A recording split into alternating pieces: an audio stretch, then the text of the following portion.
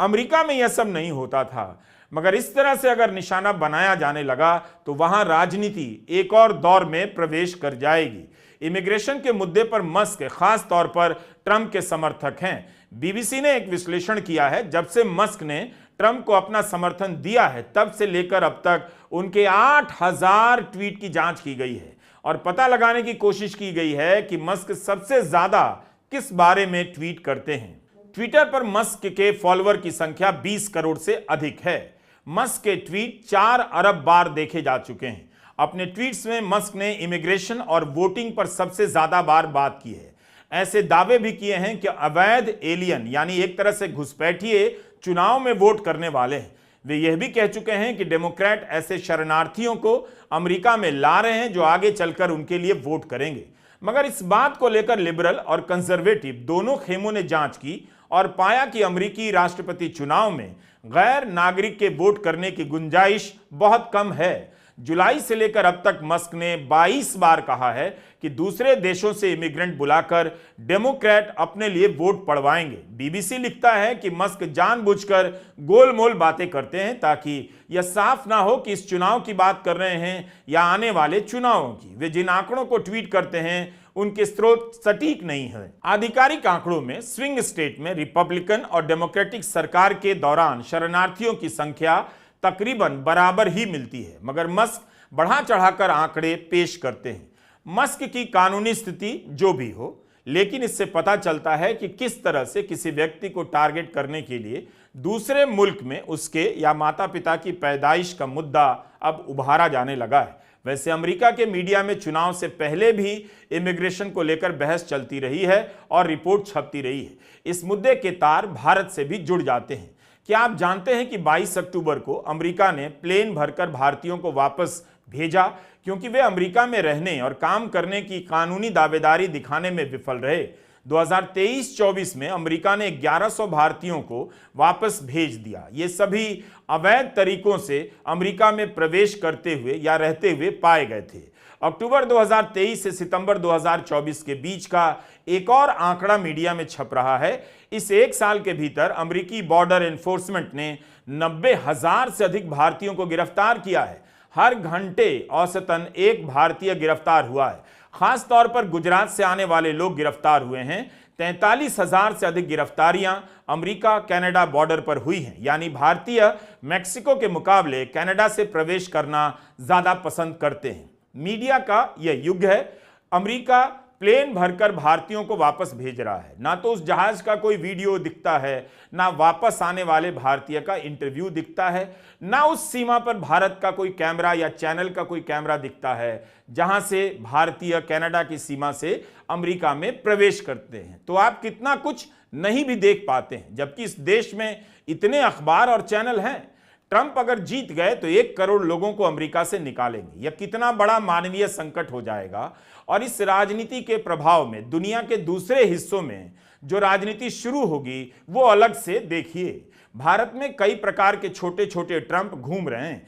आए दिन वैध नागरिकों को अवैध होने का डर दिखाते रहते हैं। डोनाल्ड ट्रंप ने कहा है कि जीतने के बाद 1798 का एलियन एनिमीज एक्ट लागू करेंगे और अमेरिका के इतिहास का सबसे बड़ा देश निकाला कार्यक्रम शुरू किया जाएगा। 1798 के एलियन एनिमीज एक्ट के तहत सरकार युद्ध के दौरान दुश्मन देशों के नागरिकों को वापस भेज सकती है। ट्रंप ने कहा है कि इस काम में वे स्थानीय पुलिस का इस्तेमाल कर सकते हैं, लेकिन सवाल उठ रहा है कि ऐसा कर पाना संभव नहीं होगा। पुलिस के इस्तेमाल पर कई तरह की कानूनी सीमाएं होती हैं। सेना का इस्तेमाल करने के लिए वे एक और एक्ट का इस्तेमाल करेंगे जिसे इंसरेक्शन एक्ट कहा जाता है। इसके तहत राष्ट्रपति किसी खास मौकों पर सेना का इस्तेमाल कर सकते हैं। ट्रंप ने कहा है कि वे दक्षिण पश्चिमी बॉर्डर पर सुरक्षा बलों की तैनाती बढ़ाएंगे। इसी रास्ते से अमेरिका में सर्वाधिक अवैध प्रवासी प्रवेश करते हैं और यहां दीवार बनाने की भी बात करते रहे हैं, जिस पर उन्होंने अपने पहले कार्यकाल में काम भी किया था। आज भी ऐसे वीडियो आते हैं जिससे लोग उसी दीवार को फांदकर अमेरिका में घुसने की कोशिश कर रहे हैं। इसे रोकने के लिए वे कहते हैं कि कार्यपालिका की शक्तियों का केंद्रीकरण करेंगे ताकि जरूरत पड़ने पर बार बार संसद ना जाना पड़े, राष्ट्रपति का फैसला ही सीधे लागू हो जाए। कानूनी विशेषज्ञ मानते हैं कि ट्रंप के आ जाने से अलग अलग राज्यों में चल रही एंटी इमिग्रेशन कार्रवाई को और बल मिलेगा। इसके उलट यह भी माना जाता है कि जिन राज्यों में ट्रंप की समर्थक सरकारें नहीं होंगी, वहां पर ट्रंप अपनी नीतियां लागू करने में उतने सफल नहीं हो पाएंगे। तो इसका असर वीजा नीति पर भी पड़ेगा। यह भी एक सवाल है कि कोई देश कब तक अवैध घुसपैठ को प्रोत्साहन दे सकता है। अमेरिका में बड़ी संख्या उन लोगों की भी है जो यहां आए, इसकी कानूनी प्रक्रिया का पालन किया और अपनी मेहनत से समाज में जगह बनाई। ऐसे प्रवासियों को भी लगता है कि गलत हो रहा है। उनके सामने एक ऐसे प्रवासी खड़े किए जा रहे हैं जो अवैध तरीके से आए हैं। तो एक तरह से वैध रूप से आए प्रवासी और अवैध रूप से आए प्रवासी के बीच भी राजनीति हो रही है कि कोई नियमों को तोड़कर मजाक उड़ाता हुआ वहां पहुंच जा रहा है, जहां वे नियमों का पालन करते हुए काफी मेहनत से कई साल के बाद पहुंचे हैं।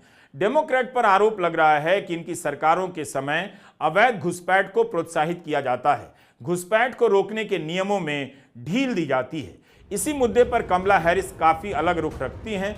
उन्होंने कहा कि वे बॉर्डर सुरक्षा में निवेश बढ़ाएंगी, योग्य प्रवासियों के लिए कानूनी रास्ते की प्रक्रिया को सरल बनाएंगी, प्रवास के मूल कारणों पर ध्यान देंगी, इमिग्रेशन की प्रक्रिया को और पारदर्शी बनाएंगी और संसद व कोर्ट के दायरे में रहकर काम करेंगी। हैरिस के बारे में कहा जाता है कि उनकी नीतियों के चलते अमेरिका में 10 लाख से अधिक अवैध शरणार्थी वैध बनकर लौट सकते हैं। प्यू रिसर्च के अनुसार इस समय अमेरिका में 11 लाख अवैध शरणार्थी हैं। ये कुल आबादी का 3% है और इनमें से 80% अमेरिका में 1 दशक से ज्यादा समय से रह रहे हैं। बाइडेन हैरिस के कार्यकाल के दौरान अवैध शरणार्थियों की संख्या में बढ़ोतरी देखी गई।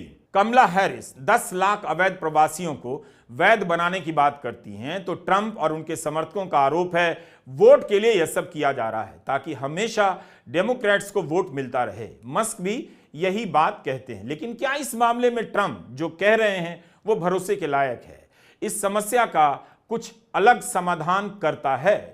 31 अक्टूबर के वॉल स्ट्रीट जर्नल में एक लंबी रिपोर्ट छपी है। इसके अनुसार ट्रंप वादा तो कर रहे हैं कि अवैध घुसपैठ को रोक देंगे, लेकिन पर्दे के पीछे उनके सलाहकार और सहयोगी इसकी भी योजना बना रहे हैं कि वैध तरीके से आने वाले लोगों को भी रोका जाए, उनकी संख्या सीमित की जाए। अगर ऐसा हुआ तो यहां की कंपनियों को विदेश से आने वाले कर्मचारी मिलने कम हो जाएंगे।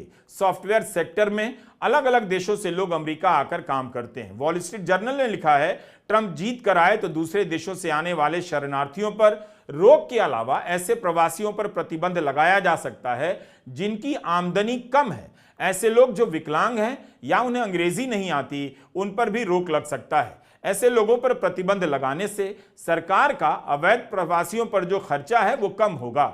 वॉल स्ट्रीट जर्नल ने लिखा है कि पहले भी ऐसी नीतियां लाने की कोशिश की गई पर कानून पास नहीं हो सके, मगर इस बार हर तरह की खामियों को ध्यान में रखकर तैयारी की जा रही है।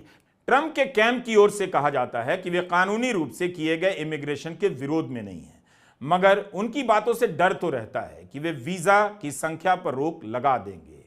तब क्या होगा? तब उसका असर भारत पर भी पड़ेगा। बाइडेन के राष्ट्रपति बनने के बाद बॉर्डर पार करने की कोशिश करने वाले 64 लाख लोगों को रोका गया, ऐसा दावा किया जाता है। कई लाख मामले अभी भी लंबित हैं जिनमें शरण या नागरिकता की मांग की जा रही है। इससे पूरे सिस्टम पर बोझ बढ़ गया है। ट्रंप के 1 करोड़ लोगों को दूसरे देशों में भेजने के प्लान के बारे में कहा जा रहा है कि इससे अमेरिकी नागरिकों के और भी टैक्स पेयर के पैसे खर्च होने लग जाएंगे। अब सवाल आता है कि भारतीय मूल के अमेरिकी नागरिक यानी जो इमिग्रेंट्स हैं, लीगल इमिग्रेंट्स, किसे वोट करेंगे? ट्रंप और कमला हैरिस भारतीय वोटरों को लुभाने के लिए अलग अलग तरीके से प्रचार कर रहे हैं।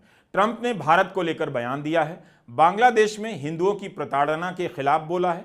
दूसरी तरफ कमला हैरिस अपने बचपन की तस्वीरें ट्विटर पर डाल रही हैं, यादें साझा कर रही हैं कि उनकी मां कम उम्र में ही अमेरिका आ गई थीं।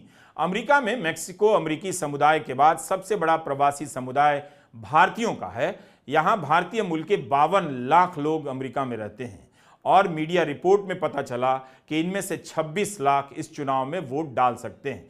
कार्नेगी फाउंडेशन ने एक सर्वे में पाया है कि जो बाइडेन के मुकाबले कमला हैरिस को अमेरिकी भारतीय समुदाय से कम वोट मिलने वाला है। इस समुदाय के 61% लोगों का कहना है वे हैरिस को वोट करेंगे, मगर 2020 के चुनाव में 65% लोगों ने कहा था वो बाइडेन को वोट करने वाले हैं, यानी 4% की कमी आ गई है। 2020 में 56% भारतीय अमेरिकी खुद को डेमोक्रेट मानते थे, अब सिर्फ 47% ही डेमोक्रेट होने का दावा करते हैं। दैनिक भास्कर में मोहम्मद अली ने लिखा है कि कैलिफोर्निया के सिलिकॉन वैली में टेक पेशेवर के बीच कमला हैरिस लोकप्रिय हैं। भारतीय टेक पेशेवर ने कमला के लिए 458 करोड़ का फंड जुटाया है। पहली बार यहां से किसी डेमोक्रेट उम्मीदवार को समर्थन मिल रहा है। लेकिन अनाहिता मुखर्जी ने स्क्रोल के लिए रिपोर्ट किया है कि कैलिफोर्निया का सिलिकॉन वैली में लोगों का कहना है कि यहां रहने वाले लोग अवैध प्रवास के मुद्दे पर ट्रंप के साथ हैं, मानते हैं कि इसे रोकने की जरूरत है। इनमें बढ़ते अपराध को लेकर चिंता है। टैक्स के मुद्दे पर भी इन्हें ट्रंप की नीति पसंद है क्योंकि कम टैक्स लगेगा। वे मानते हैं कि हैरिस को सिर्फ उनके भारतीय मूल के कारण वोट देना नस्लवादी होगा। यह इलाका आमतौर पर लिबरल रहा है, मगर इस बार यहां के लोग कह रहे हैं आर्थिक नीति, विदेश नीति और इमिग्रेशन के मुद्दे पर वे रूढ़िवादी हैं, कंजर्वेटिव हैं। ट्रंप को नापसंद करते हैं पर मानते हैं यूक्रेन के युद्ध ने अमेरिका के हितों को नुकसान पहुंचाया है। American union of civil liberty ने अपनी वेबसाइट पर ट्रंप की इमिग्रेशन नीतियों का विश्लेषण किया है। ACLU का कहना है ट्रंप अगर इमिग्रेंट को लेकर अपनी नीतियां लागू करना चाहते हैं तब उन्हें संविधान का उल्लंघन करना ही पड़ेगा। अदालतों में फिर चुनौती दी जाएगी। अगर ट्रंप देश निकाला पर अड़ गए तो लाखों लोगों को पहले गिरफ्तार किया जाएगा, उन्हें इमिग्रेशन जजों के सामने पेश किया जाएगा, फिर उन्हें अमेरिका से निकाला जाएगा। हर राज्य में इसकी अलग अलग प्रक्रिया होगी, तबाही आ जाएगी। किसी भी राज्य में इतने बड़े पैमाने पर ऐसा कभी नहीं किया गया है। ट्रंप ने कहा है कि इसके लिए वे होमलैंड सिक्योरिटी फोर्स को भी बढ़ाएंगे। जाहिर है इस पर भी भयंकर रूप से टैक्स पेयर का पैसा खर्च होगा। जिस इमिग्रेशन ने अमेरिका को अमेरिका बनाया है, अब वही उसके लिए राजनीतिक तूफान लेकर आ रहा है। नमस्कार, मैं रवीश कुमार।